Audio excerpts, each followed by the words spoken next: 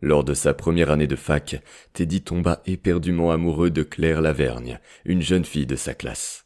Claire était lumineuse, toujours attentive, avec de longs cheveux bruns et des yeux d'une beauté rare. À la lumière du jour, ses iris semblaient capturer la mer sous le soleil éclatant. Elle rayonnait d'une énergie si pure que Teddy Meyer ne pouvait s'empêcher de la regarder avec admiration. Mais il ne fut pas le seul à être fasciné par elle. Claire était déjà en couple, une réalité qui brisa ses espoirs. Naturellement réservé, Teddy se fondait souvent dans la masse. Pour ceux qui l'entouraient, il n'était qu'un garçon discret, rêveur, qui restait en retrait et ne cherchait pas à se mêler aux autres. Il n'avait que peu d'amis et, aux yeux de tout le monde, il menait une vie ordinaire.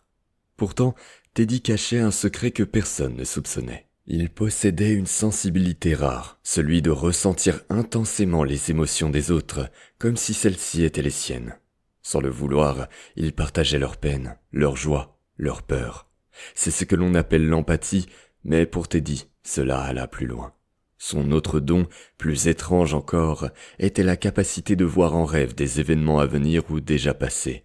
En somme, ses rêves devenaient réalité. Chaque jour, Teddy Meyer essayait tant bien que mal de concilier ses études, ses dons et ses sentiments pour Claire. La musique était son seul refuge, le seul moyen qu'il avait trouvé pour s'évader et se déconnecter du tumulte de ses perceptions. Il portait presque toujours des écouteurs dans les oreilles qu'il ne quittait que lorsqu'il y était contraint. Teddy se demandait souvent s'il pourrait un jour mener une vie normale. Un garçon comme lui pouvait-il espérer un avenir semblable à celui des autres? Ces questions le hantaient, sans jamais trouver de réponse claire. Il était conscient de sa différence et du fait qu'il ne sera sans doute jamais comme les autres. Cela l'affectait profondément, l'amenant à se replier sur lui-même. Au fond, il aurait simplement aimé être un type normal sans aucun don particulier. En se liant d'amitié avec Claire, ses sentiments à son égard grandirent de jour en jour, à chaque moment qu'il passa avec elle, à chaque sourire échangé.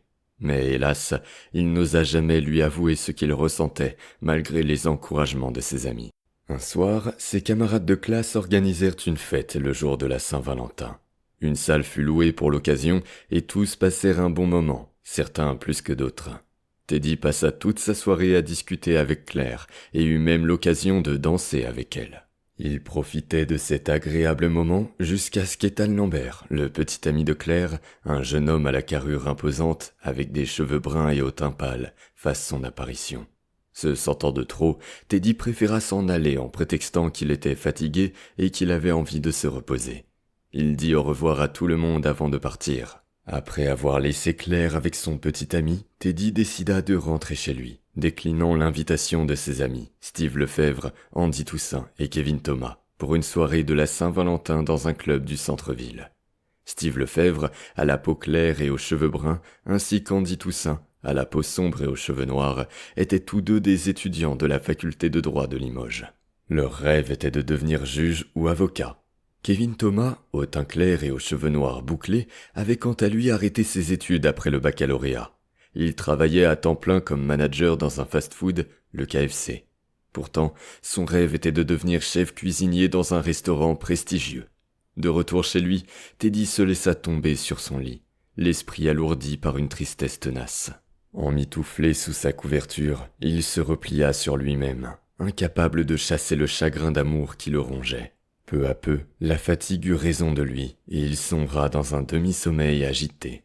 Il se sentait étrange, comme si une pression montait en lui, et soudain, une sorte de fumée irisée, faite de noir, de violet, de bleu ciel et traversée de petits éclairs rouges, s'échappa de son corps.